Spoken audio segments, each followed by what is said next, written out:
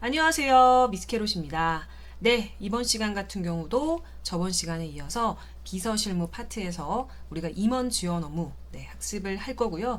임원 지원 업무는 제가 총 4개 파트로 나눠져 있다라고 말씀을 드렸는데 이번 시간 같은 경우는 그 세 번째 시간인 총무에 관련돼서 학습을 할 거예요. 우선 들어가기 전에 조금 걱정되는 걸 말씀을 드리려고 하는데 여기에는 저희가 총무에서는 그 숫자에 대한 게 살짝 나옵니다. 숫자라 함은 뭐 구분 못 하셔도 괜찮은데 뭐 세무, 재무 뭐 이제 이런 거 머리 아픈 거 있잖아요. 그쵸? 그런 것들이 조금 나올 수 있어요. 근데 이제 계산 이런 거는 안 해요. 근데 이제 제가 오늘 말할 거는 뭐 예를 들어서 뭐 과세 표준이라든가 뭐 예수금 뭐 이런 얘기 할 거예요. 근데 그런 얘기 제가 그래도 자세하게 설명을 웬만하면 해드릴 테니까 걱정 마시고 따라오시면 되겠습니다. 네, 총무 업무에 대해서 좀 말씀을 드리는 시간을 갖도록 할게요. 총무. 물론 총무 같은 경우는 총무팀이 보통은 따로 있죠. 회사에서 보통 따로 있고, 총무 업무의 전체를 비서가 다 하지는 않습니다. 네. 만약에 내가 총무의 업무를 조금 더 많이 하고 있다. 그러면 비서 쪽의 직군에 좀 더 가깝다라기보다는 일반적인 총무 직군, 뭐 사무 직군에 훨씬 더 가깝다. 요렇게 생각을 하시면 될 것 같아요. 그렇지만 중요한 건 뭐냐면 내가 회사에 가서 총무는 아니야. 비서를 할 거야. 그러더라도 내가 이 업무를 아는 것과 모르는 것은 굉장한 차이가 있어요. 네. 내가 만약에 운전이라든가 그것도 전혀 못하고 내가 어떤 동네를 갔는데 그 동네를 전혀 몰라. 근데 내가 택시를 탔어요. 그러면은 택시 기사분이 잘못 가는지 잘 가는지 내가 알 수 있어요, 없어요? 없어요. 그리고 뭐라고 이거 좀 잘못된 것 같은데요. 얘기를 하기에도 뭘 알아야 얘기를 하지. 그쵸? 총무 업무도 마찬가지입니다. 내가 실질적으로 총무 업무를 하지 않아도 뭘 알아야 어떻게 돌아가는지도 알고 문제가 생겼을 때 말 한마디라도 좀 거들고 이러는 상황이 된다라는 거죠. 그리고 속된 말로 딱 까놓고 얘기를 해서 내가 만약에 한 25세쯤에 비서를 취업을 했어. 그래서 내가 한 65세까지 비서 업무를 한다면 굉장히 좋겠지만 비서 업무도 비서 업무지만 대부분의 직업들이 내가 처음에 선택한 직업과 내가 퇴임할 때, 내가 최종적으로 업무를 끝낼 때 직업이 달라요. 이거는 비서 직업에만 국한된 게 아니란 얘기죠. 사람들은 일반적으로 요즘에 이제 100세 인생이라고 하지만 한 80세 정도까지 살고 한 60세까지 예를 들어서 생산활동을 한다고 하면은 최소 평균적으로 3번의 직업을 바꾼대요. 3번의 직업을 바꾼대요. 이건 이직을 얘기하는 게 아니에요. 이직은 30번이 될 수도 있어. 근데 3번의 직업을 바꾼대요. 전 이미 3번을 더 바꿨지만 오래 살려나 봐요. 어쨌든 그렇지만 그렇기 때문에 내가 처음에 선택한 이 비서라는 직업을 끝까지 끌고 간다는 보장이 없고 내가 총무팀으로 내가 편입이 될 수도 있어요. 회사를 다니다가. 그건 아무도 모르는 거야. 그렇기 때문에 알 필요가 있다. 말이 길었지만 그렇게 말씀을 좀 드릴게요. 그래서 총무 업무를 좀 이해할 필요가 있는데 되게 다양해요. 그래서 특정 조직이 담당하기 어려운 업무, 그리고 분장하기 어려운 업무거나 조직 내부에서 권위를 갖고 통합적인 관리가 필요하거나 아니면 조정의 역할. 그래서 저는 잠깐 기획조정실에 그 TFT로 갔던 적이 있었어요. 근데 물론 그때도 이제 비서팀이 TFT로 이제 갑자기 이제 무슨 일이 있어가지고 생기게 돼가지고 어쨌든 기획조정실에 그 비서팀으로 들어가게 됐었는데 어떻게 될지 아무도 모른다는 거죠. 그 조정의 역할이 강조되는 업무들을 총무가 담당하게 돼요. 그래서 저도 일반 비서팀에 속해져 있을 때랑 기획조정실 산하의 비서팀에 속해져 있을 때랑 조금 업무들이 좀 달랐어요. 그러니까 사람이란 어떻게 된다는 거, 어떻게 되는지 모른다는 거죠. 그래서 어쨌든 총무 업무의 기본은 관리랑 조정이에요. 그래서 이런 부분을 이해하시고 업무에 대해서 얘기를 좀 해보도록 하겠습니다.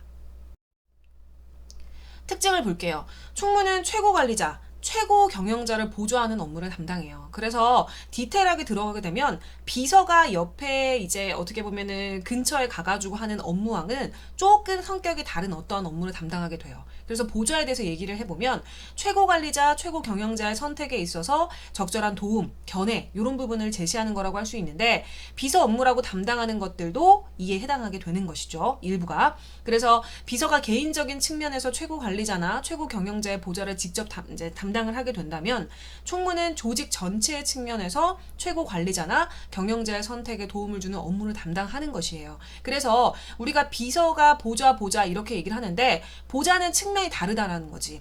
총무는 조직 전체고 비서 같은 경우는 개인적인 측면이 훨씬 더 강해요. 그렇기 때문에 내가 만약에 비서로서 개인적인 측면과 조직 전체의 측면을 모두 아우를 수 있다면 내가 내 위치가 어떻게 되겠어요? 정말 대단한 위치가 되겠죠. 그래서 그런 부분이고, 저도 개인적인 측면에 성향이 조금 더 강한 비서를 한 4년 정도 하다가 일시적으로 한 1년 정도 조직 전체 기조실에 들어갔다고 했을 때, 기획조정실에서 그 산하의 비서팀에 있었을 때는 조직 전체 측면에서 경영자의 선택에 도움을 주는, 그러니까는 사실 4년 정도 비서를 하게 될 때는 대표 이사님 옆에 딱 붙어가지고 거의 이제 그런 원래 했었던 업무를 좀 담당했다라고 하면 나머지 1년 동안은 잠깐 한 3개월에서 4개월 정도 쉬다가 다시 소환돼가지고 회사를 들어가게 됐거든요. 그때는 제가 담당하는 임원이 1명 이런 식으로 되어 있는 게 아니라 말 그대로 비서팀 안에 들어가서 이 회사 전체의 그런 진짜 그 측면에서 해야 되는 비서팀 전체의 업무를 맡았었던 뭐 그런 경험이 있습니다. 그래서 만약에 성향을 얘기를 한다면 한 4년 정도는 비서, 우리가 알고 있는 전형적인 비서의 성향에 맞게 근무를 했고, 1년 정도는 그냥 일반 경영, 조직, 뭐 이런 팀에서, 뭐 전략팀, 요렇게 성향에 훨씬 더 가까운 팀에서 일을 했다. 요렇게 보시면 좋을 것 같고요. 그리고 조직원들의 내부 활동을 지원하는 업무를 담당해요. 그래서 조직원들의 내부 활동을 외부적인 측면에서 지원하는 거, 뭐 사무 환경 개선을 한다든가, 뭐 내부적인 측면에서 지원하는 거, 사무 과정의 관리와 개선이라든가, 그리고 조직원의 전체적인 개인적인 측면에서 지원하는 거, 복리후생이라든가, 조직 전체의 측면에서 관리하는 거, 조정회의, 이런 부분들이 이제 해당이 되죠. 아주 전형적인 기획조정실에서 하는 업무들이 포함이 되고, 그 다음에 총무는 조직 내부와 조직 외부의 연계를 지원하는 업무를 담당하게 되는데, 조직 내부와 외부를 연결하는 매개체 중에 제일 대표적인 거 계약이라든가 홍보 이런 부분이에요. 그래서 계약에는 조직과 조직 외부 사이의 권리나 의무 관계를 형성하는 작업이고, 법적인 구속력. 그래서 요즘에는 비서, 그러니까 제가 아까 기획조정실에 가까운 혹은 산하에 있는 비서팀 같은 경우는 그 자격증이 변호사 자격증이나 아니면은 공인노무사 자격증 있으신 분들이 비서팀의 팀장님으로 좀 오시는 그런 경우들이 있어요. 왜냐하면은 법적인 구속력 이런 부분들 때문에. 그래서 그런 부분이고, 그 다음에 홍보는 조직과 조직 외부 사이에 정보를 교류하는 거예요. 그래서 조직 내부에서 외부를 향해서 일관된 정보를 제공할 수 있는 업무를 담당하게 되죠. 그래서 이 총무라는 게, 여러분들이 원래 총무 생각을 하시게 되면 보통 이제 그 급여라든가 뭐 인사총무 좀 비슷하게 생각해서 그런 쪽으로만 생각을 하시는 경향이 있는데, 실제로 기획조정, 조정을 하고 전략적인 부분을 좀 관여하는 이런 부분이 총무 업무에 포함이 되어 있다 아시면 되겠습니다. 내용을 볼게요. 첫 번째는 문서랑 자료 관리예요. 그래서 대내외적으로 봤을 때 공문문서 발송하고 접수하고 직인 관리하시고요. 문서 보존, 그죠? 도서 구입, 유지, 그리고 양식 있죠? 개정 관리하시는 거고, 각종 규정이라든가 지침, 그쵸? 보관 업무 요런 거 하시는 거고, 그 다음에 사내 재직명서 발급, 뭐 관리 업무. 요거는 내가 만약에 퇴직을 했어. 근데 내가 이직을 하려고 보니까 퇴직할 때 당시에 급해가지고 경력증명서를 못 끊었어. 저도 이런 좀 경험이 있거든요. 곤란하더라고요. 그러니까 직접 전화를 하려고 하니까. 근데 저 같은 경우는 시간이 너무 많이 지나니까, 막 5년, 10년 지나니까 저만 이직하는 게 아니잖아요. 거기에 근무하는 사람들도 없어. 그러니까 처음엔 잘 몰라갖고, 괜히 전화해가지고 막 그 경력증명서나 뭐 그런 거 좀 떼는 거 좀 약간 민망한데 이렇게 생각했거든요. 아니야 없어. 나만 퇴사한 거 아니야. 남들도 다 퇴사했어요. 그래서 생각보다 쉽게 끊을 수 있어요. 근데 그거를 이제 총무 업무 내용 중에 이제 포함이 된다 이렇게 보시면 되고, 우편, 신문 수발 업무, 그 다음에 인쇄물, 인장, 명함 제작, 지급 요런 부분들 포함되고요. 그 다음에 복리후생 관리 업무도 하게 돼요. 그래서 피복이라든가 유니폼, 실내화 지급 뭐 이런 게 필요하다면 필요하고, 그다음 식권, 식수, 뭐 이제 식사 메뉴 요런 부분들, 그다음에 경조사, 그쵸? 그다음에 경공조금 같은 경우도 이제 사용하게 되는 그런 부분에 경공조금 혹시 뭔지 아세요? 너무 어렵게 썼나? 경공조금은 여러분들이 아는 경조금에 관련된 부분이에요. 근데 이제 경조금이라고 하면은 이제 너무 약간 깊은 거, 이렇게 추가할 만한 거, 뭐 이렇게 생각을 하시는 그런 경향이 있는데, 경공조금 같은 경우는 뭐 회갑이라든가, 뭐 칠순이라든가, 아니면 돌, 아니면 결혼, 사망, 뭐 이런 거 다 포함돼요. 그리고 뭐 입학, 그죠? 자녀들이 입학한다. 그러면 이런 부분들도 다 포함이 되기 때문에 이거에 관련된 금액도 되지만, 뭐 화환이라든가 조화, 그쵸? 그런 부분들에 대한 지급관리 업무를 한다는 얘기예요. 그래서 만약에 혹시 용어 모르셨으면 체크하고 가시면 될 것 같고, 그 다음에 임직원 선물 선정하고 구입, 지급 요런 거, 청소 위생용역, 그 다음에 귀향버스 뭐 이런 게 있다면 예약 접수 관리, 그리고 가끔씩 보면은 그 사옥이 이제 지하철이라든가 아니면은 이제 버스 대중교통이 좀 어려운 데는 보통 이제 어떤 곳에 이제 스팟을 정해가지고 거기서 셔틀로 막 가고 그러잖아요. 그런 것도 다 포함을 해요. 그래서 이게 다 포함이 되는 거고, 그리고 기숙사라든가 사택 만약에 사용하게 되면은 그런 부분들도 관리를 해요. 제 동생 같은 경우도 제주도에서 잠깐 일을 했었어요. 뭐 잠깐 아니지, 한 4년 5년 일을 했으니까. 그때도 보면은 사택이 나오더라고요.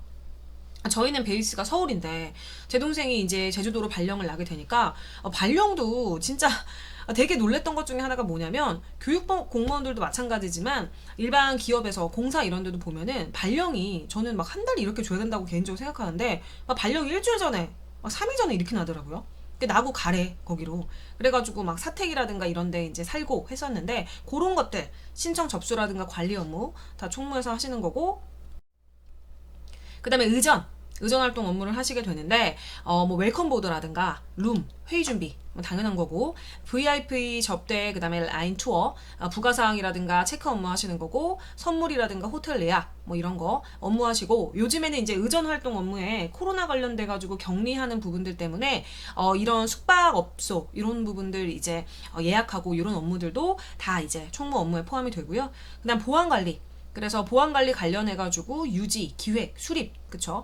그리고 보안 시스템 운영 관리하는 거, 그다음에 뭐 세콤이라든가 여러 가지 보안 카드 관리하는 거고, 방문객부터 시작해서 차량 출입, 통제 이런 부분들 다 총무에서 하고, 그다음에 사원증 관련해서 발급하고 퇴직자 유지 관리 이런 부분들 당연히 총무팀에서 하고요.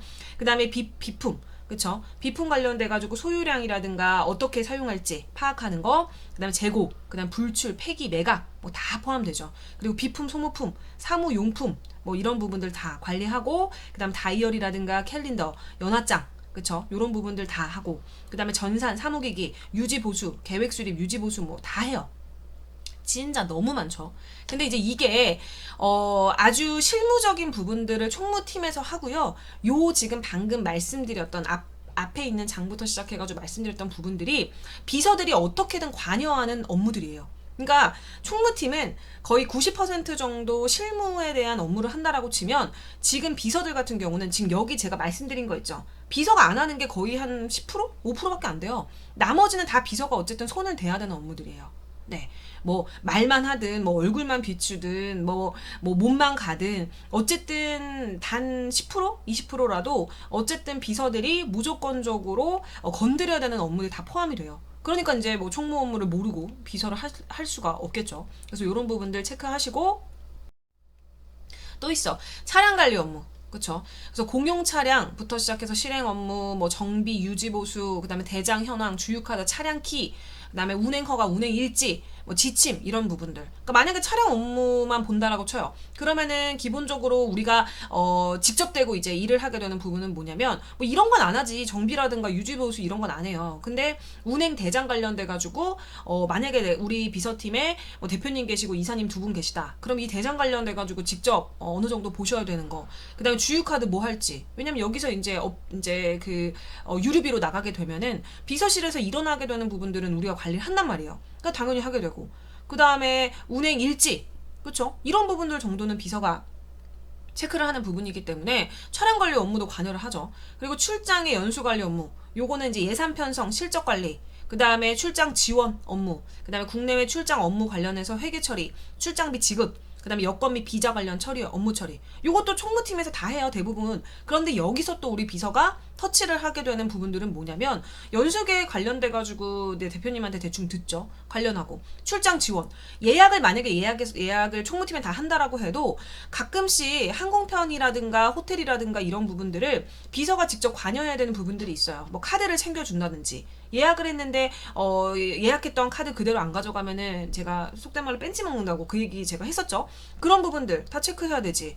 그리고 국내외 출장 업무 관련돼서 돈을 직접 주진 않지만, 회계 처리를 직접 하진 않지만 영수증 받아가지고 정리해서 넘기는 거 다 비서가 해야 돼요. 그리고 출장비 지급을 직접 하진 않지만 어느 정도 금액이 필요하겠다라고 산정해가지고 총무팀이라든가, 그쵸? 회계팀에 넘기는 거 비서 일이지. 그리고 여권 비자 항상 체크해줘야 되잖아요. 6개월 남았는지, 이 나라는 비자 필요한지, 비자는 어떤 거 가져가야 되는지 체크하는 거야. 그러니까 이것도 비서가 해야 돼요. 또 구매 발주 수리 수선, 그래서 요거는 뭐 이제 공급성 관리 및 구매 발주 업무, 그 다음에 견적 내고, 그 다음에 예산 편성, 실적 관리, 그 다음에 교정, 수리 계약, 장비 렌탈 유지 관리. 여기서 만약에 우리가 뭘 한다? 장비 렌탈 유지 관리 관련해서 비서들이 대장 관리하고 직접 연락하는 경우들이 많아요. 그러니까 요것도 역시 터치를 해야 되는 비서의 업무 중에 하나라는 거죠. 네, 체크하시면 되겠고. 또 이제 주식 관련해서 업무도 우리가 이제 하게 되는 부분이 있어요. 그러니까 주주총회를 한다던가, 만약에 그 회사가, 내가 속해져 있는 회사가 주주총회를 안 하는 주식회사가 아닐 수 있어. 주식회사가. 주식 얘기 잠깐 할까요? 주식을 모르시는 분들 당연히 많겠죠. 뭐 다 알 필요는 없으니까. 그럼 간단하게 말씀드릴게요. 우리가 그 회사에서 주식을 가지고 있는 주주들 같은 경우는 내가 주식을 몇 개를 갖고 있냐. 그러니까 만약에 10개 갖고 있다. 그러면은 10개만큼의 의결권을 행사를 할 수 있는 거예요. 근데 100개다. 그럼 100개. 100개 정도의 의결. 1000개다. 그럼 1000개 정도의 의결권을 사용할 수가 있는 거예요. 그래서 매년 그 결산기에, 그쵸? 그때 이제 정기적으로 이제 정기로 이제 주주총회라는 거를 실시를 한단 말이에요. 그래서 그때 하게 되는 정기 주주총회랑 그 상법에서 또 얘기하는 게 있어요. 제가 그 몇 항인지는 외우질 못하는데 뭐 300 몇 조였던 것 같아요. 300 몇 조의 뭐 몇 항에 따라서 그 주식 회사가 중요 사안이 만약에 있게 되면 중간에 내가 임시로 우리 회사에서 임시로 주주총회를 개최하겠다 하는 그런 주주총회로 이렇게 두 개로 나뉘게 돼요. 그래서 일반적으로 주식회사의 경영진이 이제 주주총회를 보통 여는데 3% 정도 이상의 동의를 얻게 되면 일반 주주들 같은 경우도 주주총회를 소집할 수가 있어요. 그래서 주주총회에서는 회사의 감사보고서라든가 뭐 이사, 감사, 아니면 청산인 뭐 이런 사람들의 뭐 선임이라든가 해임, 그 다음에 이제 보수도 결정해야 되죠. 결산, 그쵸? 그 다음에 계산 서류 뭐 승인하는 거, 그 다음에 뭐 합병을 한다, 그럼 이거 승인하는 거, 그리고 회사에 또 뭐 정관 같은 게 있을 수 있잖아요, 그쵸? 정관을 뭐 변경한다든가, 뭐 전환사채를 발행한다든지, 아니면 또 중요한 거, 주주들에게 중요한 게 뭐야? 주식을 뭐 배당한다든지, 그쵸? 아니면 자본을 감소시킨다든지, 뭐 요런 것들을 의결을 하게 되는 거예요. 그래서 주주총회를 만약에 열기로 하게 되면 이제 주식회사에서는 주주 명부 폐쇄라는 작업을 해가지고 그게 무슨 소리냐면 그 주주총회 아무나 다 들어오는 게 아니잖아요. 그렇기 때문에 참석할 주주 명부를 확정을 시키는 거야. 그래서 주주 명부에 있는 그 주주들한테 주주총회를 참석해주세요. 이렇게 하면서 참석장을 보내주는 거지. 그래서 이 참석장은 왜 중요하냐면 그게 없으면 들어갈 수가 없어요. 그러니까 시크릿이야, 시크릿. 누구나 들어갈 수 있는 게 아니에요. 그래서 아까 처음에 말씀드렸던 것처럼 그 내가 보유한 그 주식수에 따라서 그 내가 의사를 말할 수 있는 의결권 자체가 결정되기 때문에 거의 사실 현실적으로 봤을 때 소액주주, 뭐 한두 주, 10주, 20주 이렇게 가진 주주들 같은 경우는 영향력이 거의 없어요. 그렇지만 물론 이론적으로 소액주주들이 막 뭉쳤어. 동학개미 막 이러잖아요. 개미들이 막 뭉쳤다 이런 얘기 하죠. 그런 것처럼 만약에 한꺼번에 모이게 되면 가능은 해요. 네, 어떤 느낌인지 알겠죠? 그래서 간단하게 말씀드렸어요. 주주랑 주주총회에 대해서. 그래서 주식 관련 업무, 요런 업무에 관련돼서 이제 진행을 하거나 만약에 진행되는 것을 내가 보고 있으려면 어느 정도는 알아야 되잖아요. 왜냐? 주주총회 주식회사 같은 경우는 우리가 서류를 만지고 참석 자체는 아니지만 어느 정도 서포트를 해야 될 일들이 생겨요. 비서들 같은 경우는. 그리고 주식 배당금 얘기할까? 이제 아까 주식을 가진 사람들을 제가 뭐라 그랬죠? 주주라고 얘기했잖아요. 그쵸? 그래서 그 개수에 이제 비례를 해가지고 배당을 받을 권리가 있는 거예요. 그러니까 이 얘기는 뭐냐면 자본금을 유치해가지고 이윤을 창출하고 그 이윤을 이제 자본금을 제공한 사람들 있죠. 그러니까는 주식을 돈 주고 산 사람들, 그렇죠? 그 사람들한테 되돌려 준다는 약속의 증표야. 그래서 이 주식 배당금이라고 하는 거는 주식을 하는 사람들 아니면 주식을 안 해도 우리가 주식회사를 다니고 있는 비서들은 알아야 되는 부분이야. 그래서 그 자본금을 유치한다는 얘기가 우리가 주주들이 한 명씩 투자를 하는 거잖아. 그럼 투자를 했으면 나한테 장점이 있어야 되잖아. 그쵸? 그러면 그거에 맞춰가지고 이윤 나면 우리 너희한테 줄 거야. 이게 바로 주식에 대한 배당금이에요. 그러니까 만약에 주가가 막 떨어지고 이러면 배당금 못 받겠죠. 상폐되겠죠. 상장 폐지되겠지. 그래서 그런 것들. 그 다음에 주주 명부 등 주주 관리 업무 다 이제 포함이 되고, 그 다음에 발행이라든가 뭐 보관이라든가 관리, 요런 주식 관리 업무 관련해서 비서들, 특히 주식회사 다니는 비서들 같은 경우는 요런 거에 대해서 어느 정도 알아야 될 필요가 있습니다. 체크를 좀 하시고, 그 다음에 기타 업무. 각종 캠페인이라든가 추진계획 수립 업무, 그 다음에 야유회부터 시작해서 뭐 행사 엄청 많죠. 이거 진행 보고 업무. 저는 진행을 해본 적은 없어요. 진행을 해본 적은 없는데 이제 야유회라든가 체육대회 이럴 때 있죠. 이럴 때 무조건 참석해야 돼. 프로 참석러. 그러니까 하고 싶지 않은데 무조건 해야 됩니다. 뺄 수가 없어. 뺄 수가 없어. 이거는 내 개인의 부끄러움 이런 수준이 아니고 대표님이 나가라 그러면 무조건 나가야 돼요. 나가서 우리 캐롯 노래 한 번에 이래서 진짜 그 뭐죠? 송년회 이럴 때 처음에 시작할 때 있잖아요. 저희는 아나운서들이 보통 저는 이제 그 회사가 방송국에서 이제 비서를 했어요. 그러다 보니까 저희 뭐 송년회라든가 이런 거 하게 되면은 보통 이제 인트로나 사회를 보통 아나운서 분들이 보시거든요. 그냥 사내 그런 송년회여도. 근데 그분들이 도착하시기 전에 연말에 되게 바쁘고 막 차도 밀리고 그분들 되게 바쁘잖아요. 그럴 때 이제 처음에 저희 이제 비서팀이나 총무팀에서 이렇게 뭐라고 하죠? 그 MC를 봐요. MC를 봐서 한 30분 정도 이렇게 분위기 띄우고 뭐 이런 거 하거든요. 저희끼리 노는 자리니까. 그때 이제 비서팀이 항상 막내가 나가가지고 노래를 또 불러야 되는 그런 상황들이 좀 있어요. 근데 요즘엔 사실 그런 문화가 아니죠. 그래서 지금 만약에 그 강의를 듣고 계신 분들 중에서 나이가 진짜 상대적으로 되게 어리거나 이러신 분들은 무슨 말 하는 거야 저 아줌마 이렇게 생각할 수도 있거든요. 근데 5년 전 진짜 코로나가 시작되기 전까지만 해도 우리나라의 아주 많은 기업에서 그런 분위기를 가지고 회식을 하고 송년회를 했습니다. 그래서 저는 사실 10년 전이기 때문에 그때는 뭐 더 심했죠. 그래서 어쨌든 요 기타 업무고 그 다음에 총무 관련해서 계약 업무, 그쵸? 요거 업무하는 거, 그 다음에 각종 포상이라든가 상신, 유지관리, 그쵸? 정기 간행물 유지관리, 게시물 통제관리, 뭐 이런 것들 다 업무에 포함되죠. 다 뭐 비서가 하는 일들 중에 하나예요. 그리고 경비처리입니다. 경비처리 얘기를 좀 할게요. 우선은 우리가 경비처리, 우리가 비용처리라고 얘기를 하는 부분 중에 하나인데 세액공제랑은 좀 달라요. 이거는 좀 제가 쉽게 풀어놨거든요. 쉽게 푼다고 풀었는데 부가가치세가 아니라 소득세를, 세금을 줄여주는 개념이야. 소득세, 세금을 줄여주는 개념이고요. 정확하게는 우리가 과세표준을 줄여주는 이제 역할을 하는 거예요. 그러니까 과세표준은 뭐냐면 우리가 세금 때리죠. 세금을 부과하는 데 있어가지고 그 기준이 되는 거야. 그쵸? 이렇게 설명드리면 되겠죠? 그리고 이제 공제랑 경비처리 있죠? 약간 비용처리라고 했던 거. 요거에 중요한 차이점이 있어요. 세액공제는 뭐냐면 부가가치세액 자체를 줄여주는 거야. 부가가치세액 자체. 부가가치세는 뭐예요? 부가가치세. 이거 어려워지는데 부가가치세는 뭐냐면 우리가 간접세야. 간접세. 그래서 우리가 물건을 사거나 아니면은 우리가 서비스 같은 거 제공받았을 때 그 가격에다가 일정 비율이 붙게 되는 게 우리가 보통 부가가치세라고 얘기를 하죠. 그래서 가끔씩 사람들이 잘못 쓰는 것 중에 하나가 부가세라고 얘기를 합니다. 부가세. 근데 이거는 편의상 줄여서 이제 부르는 건데 부가가치세랑 부가세는 달라요. 네, 완전 달라. 완전 다른 거예요. 그래서 우리가 부가가치세는 뭐예요? VAT잖아. 그쵸? Value Added Tax. 그래서 우리가 VAT라고 하는 게 부가가치세야. 그리고 부가세는 뭐예요? 세일 텍스야. 세일 텍스. 밸류 에디드랑 세일 텍스는 완전 다른 얘기죠. 그래서 부가세랑 부가가치세는 완전히 다르다. 이거 쓸까? 이거 써가지고 빨간색 써야겠네. 이거 써야 돼. 이거 까먹으니까. 부가세. 부가세 같은 경우는 제가 뭐라 그랬어요? 세일 텍스라고 했잖아. 세일 뭐지? 이거 맞아. 세일 텍스야. 세일 텍스. 부가가치세는 뭐예요? 부가가치세. 부가가치세 아까 제가 뭐라 그랬어요? 밸류 어떻게 쓰더라? 이렇게 쓰지. 밸류 에디드. 글씨 왜 이래? 잠깐 좀 지우면서 해야겠는데. 지우개. 네, 다시 한번 쓸게요. 예쁘게 한번 써볼게요. 요게 보자. 왜 안 바꿔지지? 밸류 에디드라 그랬잖아. A D 에디드 텍스. 그래서 부가세랑 부가가치세는 완전히 달라요. 네, 완전 달라.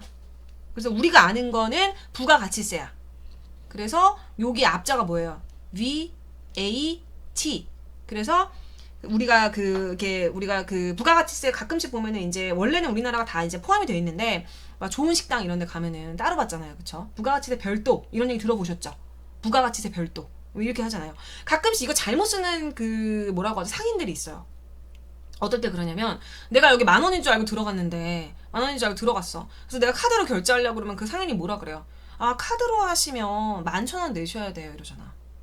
원래 우리나라는 금액이라는 게 정해져 있어, 기본적으로. 근데 무슨 카드로 낼 때 10,000원이고, 11,000원이고, 현금으로 내면 10,000원이야. 근데 그 사람들은 거기에 부가가치세 개념을 얘기를 하는 거지. 우리 입장에서 진짜 황당하지만. 뭐 그런 거라고 보시면 돼요. 그래서 최종적으로는 우리가 총액에 대한 일정 비율이죠. 한국에서는 보통 10%, 그죠? 세금이 붙는 거지만, 원론적으로는 부가가 된 가치에만 세금이 붙는 게 바로 이제 그 얘기라고 보시면 좋아요. 그래서 이 부가가치세가 제가 아까 이제 간접세다 이렇게 얘기를 했었는데, 간접세는 더 쉽게 생각을 하면 어떤 개념이라고 보시면 되냐면, 어떤 애기가 뭐 이제 젤리를 하나 샀어.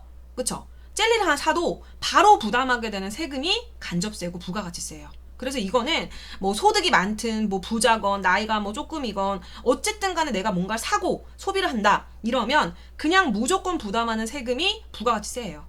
그래서 매년마다 이제 신고를 하거나 납부를 해야 되는 이제 직접세, 이거랑은 좀 달라요. 달라서 간접세 같은 경우는 이제 소비자한테 세금 신고 의무는 없잖아요. 그래서 사람들 같은 경우는 얘기로는 우리가 이제 부가가치세다 뭐 이런 식으로 얘기는 하는데, 이게 내가 떼있는지 뭐 안 떼있는지 이런 것도 모르고 그냥 세금을 부과하는 거예요. 그래서 그 만약에 예를 들어서 그런 게 있죠. 만약에 하루에 어떤 직장인이 한 10만 원 정도 쓰는데, 그 만약에 그 사람이 10만 원을 쓰는 사람이 쓰는 항목이 뭐 담배라든가 뭐 술이라든가, 보통 그렇지, 남자들은 특히 그렇잖아요. 담배 피고 술 먹고 그 다음에 이제 차에다 기름 넣고, 그쵸? 그런 거로 이제 만약에 그 소비를 하게 되면 소비세나 간접세에 더해가지고 한 일반 사람들보다는 25,000원 가량을 세금으로 더 내게 된다라는 그런 통계가 있어요. 그렇기 때문에 내가 지금 쓰는 거, 내가 소비를 하면은 무조건 부여되는 게 뭐라 그랬어요? 간접세라 그랬잖아요. 그냥 무조건 부여하는 거야. 그렇기 때문에 특히 아까 말씀드렸던 담배라든가 술이라든가 기름 같은 경우는 굉장히 간접세가 높은 항목들이에요. 굉장히 높은 항목이야. 그러니까 해외에 가게 되면 어떤 데는 되게 싸고 어떤 데 가게 되면 되게 비싸고, 이게 왜냐면 그 나라에서 때리는 그 간접세의 금액에 따라 달라진다라는 얘기인 거예요. 그러니까 예를 들어서 담배 안 피고 술 안 먹고 기름 안 넣는 사람들, 그런 사람들 같은 경우는 쓸데없이 간접세를 낼 일이 없는 거지. 그치? 어떤 개념인지 아시겠죠? 이렇게 하면 이해는 해줘야 돼. 이건 진짜 쉽게 얘기한 거기 때문에, 특히나 심지어 되게 길게 말을 했잖아요. 그래서 그건 좀 이해해 주시면 좋아요. 그래서 어디까지 했지? 부가가치세 이제 자체로 줄여준다는 거야. 그래서 세액공제랑 뭐예요? 경비처리의 중요한 차이점은 세액공제는 부가가치세 자체를 줄여준다는 거고, 경비처리는 종합소득세 산출 시 과세표준, 아까 과세표준 뭐라 그랬어요? 세금 부과하는 데 있어서 그 기준이 되는 거라고 했죠? 그거를 줄여주는 역할을 하는 거야. 그러니까 두 개가 달라. 무슨 얘기인지 아시겠죠? 그래서 특정적으로 매입한 건에 대해서 경비처리와 세액공제가 모두 가능한 매입건이 있을 수 있고, 혹은 경비처리 과세표준 줄이는 그 건만 있을 수 있어요. 하지만 세액공제만 가능한 경우는 거의 없어요. 경비처리 업무 중에서. 그렇게 보시면 좋을 것 같고, 그 다음에 또 뭐 할까? 경비처리 개정 과목. 또 이게 피곤하지? 개정 과목 나옵니다. 근데 우리가 이게 그 뭐 세무나 재무 이런 그 과목이 아니기 때문에 간단하게 할 거예요. 현금은 기본적으로 아시겠지만 우리가 지폐랑 주화를 얘기하지. 이건 아시죠? 그리고 통화 대용 증권. 그래서 쭉쭉쭉 나와 있어요. 뭐 어려운 말 많이 나와 있어. 뭐 수표, 당좌 수표, 가계, 뭐 우편한 증서, 뭐 예체 대금 환급 증서, 어쩌고저쩌고 나와 있죠. 이거는 눈으로만 좀 익혀두시면 좋아요. 그럼 통화 대용 증권이 뭐냐? 이걸 아셔야 되잖아. 쉬운 말로 무슨 얘기냐면, 아까 말씀드렸던 이 뒤쪽에 있는 이런 것들 있죠. 이런 것들. 사실상 현금과 동일한 기능을 갖는 증권을 통화 대용 증권이라고 해요. 그러니까 우리가 딱 눈 크게 뜨고 보면 보이지. 현금 안에 들어있잖아요. 현금하고 동일한 기능을 갖는 게 우리가 통화 대용 증권이라고 해요. 근데 이게 시험에 가끔 나온단 말이야. 왜냐면 쓰기가 좋거든. 말이 쓰기가 좋아요. 그렇기 때문에 이 개정 과목과 종류의 수많은 것들이 있는데, 그 중에서 이제 이거를 통화 대용 증권이라는 걸 좀 자주 좋게가 아니라 자주 쓰는 걸 좀 즐기는 뭐 그런 게 되더라고요. 시험에서 좀 자주 나오더라고요. 그래서 좀 체크를 좀 해주시면 좋고, 그리고 복리후생비. 보통은 우리 회사 직원을 위해서 사용하게 된 모든 거 우리가 얘기를 하게 되는데, 뭐 간식부터 시작해가지고 뭐 쭉쭉쭉 나오죠. 네, 뭔지 알겠죠? 뭐 세트, 선물 세트, 상품권, 그쵸? 근데 여기서 우리가 체크해야 될 건 뭐냐면 여비교통비. 요거는 이제 복리후생비에 들어가지가 않아요. 따로 하게 돼. 그래서 회사 내 업무로 인한 교통비는 여비교통비라고 해서 나중에 증빙해가지고 이제 돈 받을 때도 여비교통비로 표시를 하게 되는 거고, 그 다음에 급여 지출하고 관련된 거. 그 다음에 4대 보험을 납부하는 경우 보통 예수금과 함께 또 예수금 나왔어. 예수금.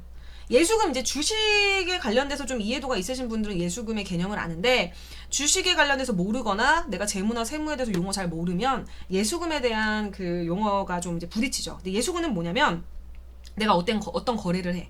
그랬을 때 그 거래에 대해서 이제 관계가 있을 거잖아요. 그 관계된 자금을 미리 받아두는 게 예수금이야. 미리 받는 거. 그래서 우리가 회계에서는 거래를 위해서 임시로 미리 받아두고 나중에 지급하는 걸 얘기해요. 그리고 아까 제가 주식 얘기했죠. 그래서 그 증권에서는 주식 거래를 위해서 계좌에 넣어둔 돈이 이거에 해당이 돼. 그래서 미리 받아두는 거야. 미리. 그래서 회계에서는 임시로 미리 받아두고 나중에 지급하는 게 예수금이고 아까 주식 얘기했었던 증권에서는 주식 거래를 하려고 계좌에 넣어둔 돈이 이거에 해당이 되는 거죠. 근데 이제 예수금하고 또 사람들이 헷갈리는 것 중에 하나가 뭐냐면 미수금이야. 미수금. 그래서 미수금 좀 써줄게요.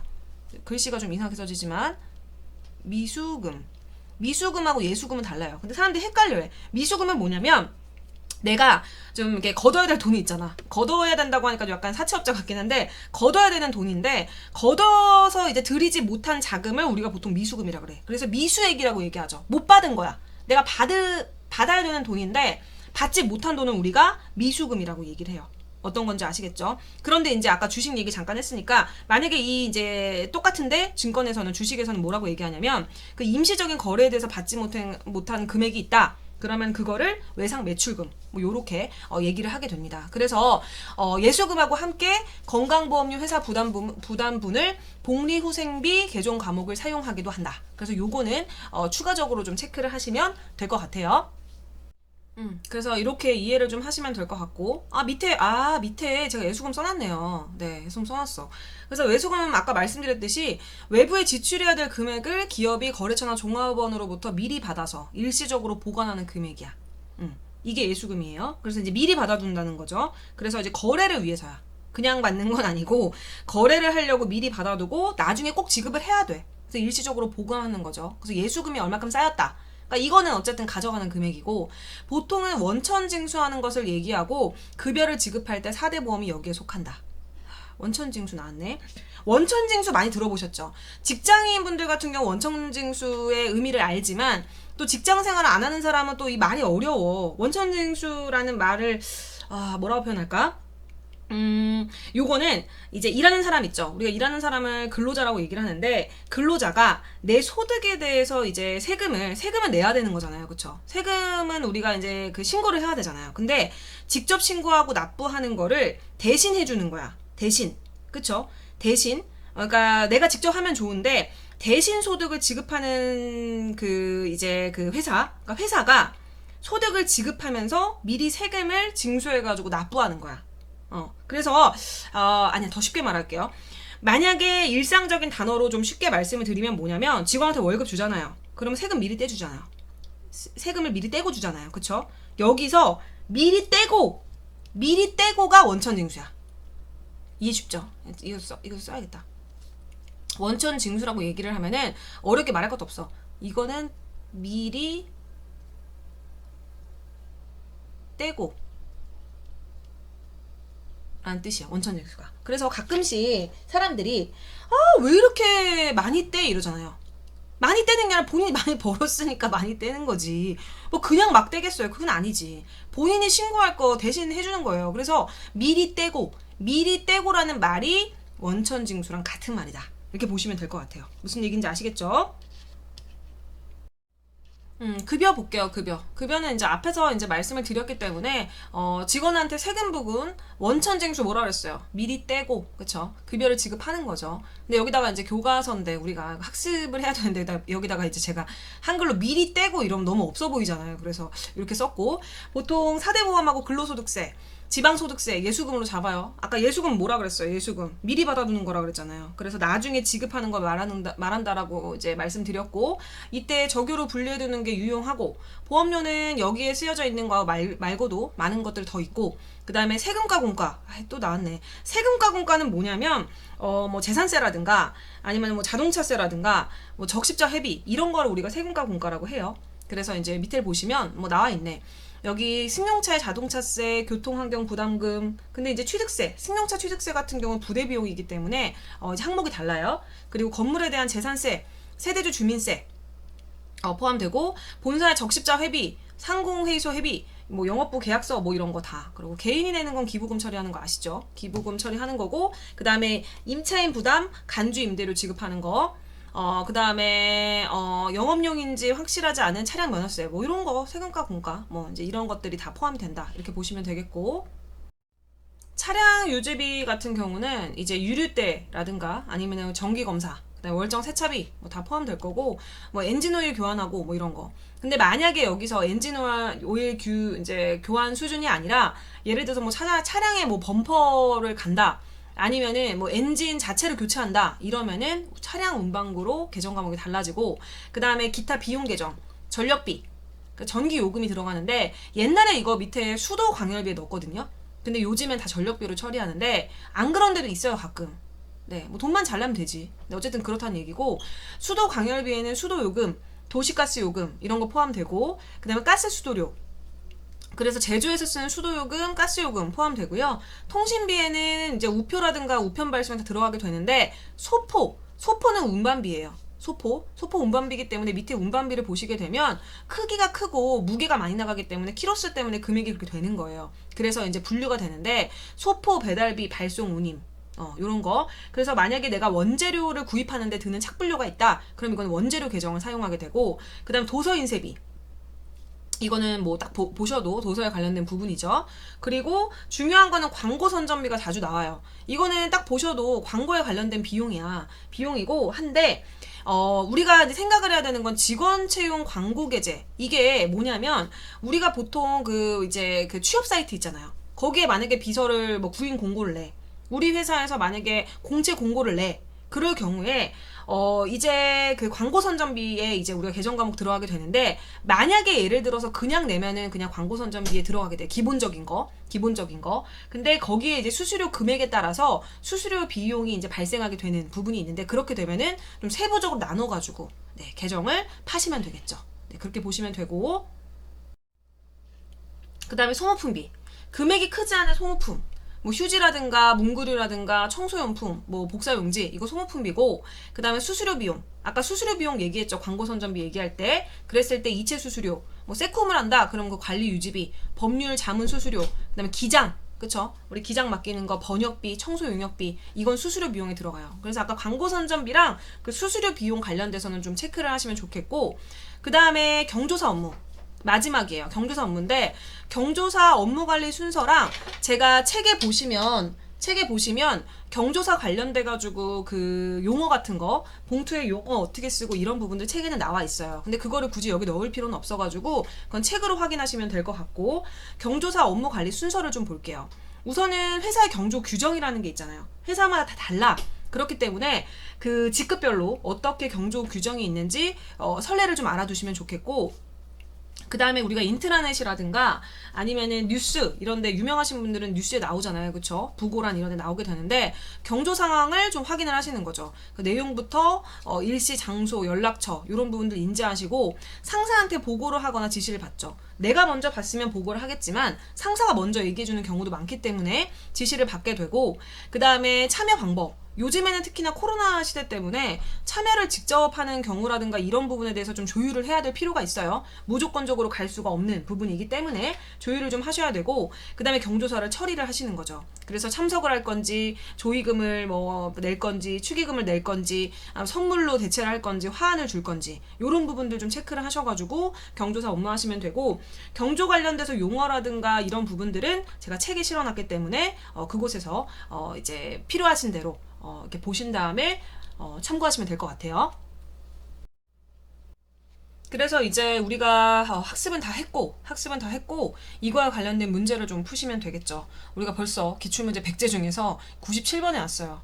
97번에 왔다는 건 뭐다? 거의 다 했다 라는 얘기죠. 그렇기 때문에 97번에 오게 됐고, 총무 문제 풀도록 할 거고, 이 문제 같은 경우는 2019년 5월 13일 1급 문제예요. 그래서 18번 문제에 해당이 됩니다. 그래서 이 문제를 한번 풀어보도록 하죠. 업무 추진비 등 비서실의 예산관리 업무 수행 방법으로 적절하지 않은 것은 1번 상사의 업무 추진비 정산 시 비서는 업무 추진 결과도 보고해야 된다. 네. 2번. 업무 추진비는 집행 목적, 일시 장소, 집행 대상 등을 증빙 서류에 기재해야 된다. 네, 맞는 얘기죠. 업무 추진비 같은 경우는 이 업무 추진비 항목에 우리가 맞다라는 것을 증빙하기 위한 어쨌든 그런 자료들 서포트할 수 있는 그런 근거가 있어야 돼요. 그렇기 때문에 이게 정말 집행 목적, 뭐 일시, 장소, 대상 이런 부분들이 업무 추진비 항목에 들어갈 만한 것인가 판단을 해야 되기 때문에 증빙 서류에 당연히 기재를 하셔야 되죠. 그리고 비서실에서 사용되는 경비 등 예산 지출에 대해서는 사소한 것이라도 예산 수립 목적에 맞게 사용될 수 있도록 꼼꼼히 관리해야 된다. 당연하죠. 사소한 거여도 예산을 보통 처음에 수립을 하잖아요. 그거에 맞게 사용될 수 있도록 관리를 해야 되는 부분이고 당연히 그쵸 이게 항목별로 제대로 들어가 있는지 체크를 하지 않으시면 나중에 계획 세우거나 이럴 때 문제가 상당히 있고 또 특히나 감사 이럴 때 문제가 생길 수도 있고요.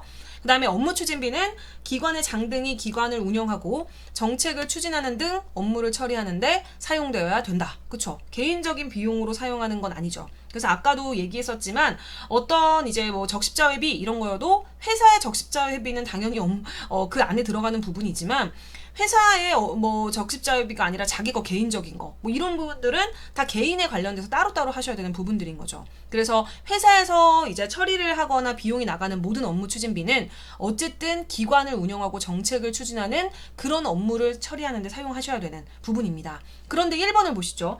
상사의 업무 추진비 정산 시 비서는 업무 추진 결과 이걸 왜 본인이 보고해요? 누구한테 보고할 건데? 상사의 업무 추진비는 상사가 썼는데 이걸 누구한테 보고합니까? 누구한테? 상사보다 높은 사람이 없는데?